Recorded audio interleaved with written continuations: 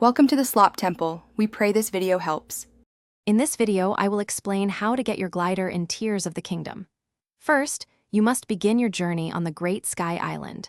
You need to complete the 4 initial shrines located across the island. After finishing these, proceed to the Temple of Time.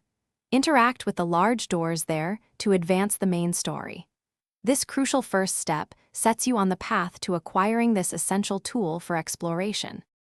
Once you complete the Temple of Time, you will be prompted to take a leap of faith. This jump will lead you down to the expansive surface world of Hyrule. Your next objective is to find Lookout Landing, a key settlement. Upon arrival, seek out Purah, a vital character in your quest. Engaging with her will propel the main storyline forward, bringing you closer to your goal. Purah will then entrust you with a critical mission called Crisis at Hyrule Castle. Your task is to venture into the castle and investigate the strange occurrences happening there. This quest involves exploring various areas and uncovering important plot details. Once you have completed your investigation and gathered the necessary information, return to Purah. She will then reward your efforts with the invaluable paraglider. The paraglider is an absolutely indispensable tool for your adventures across Hyrule.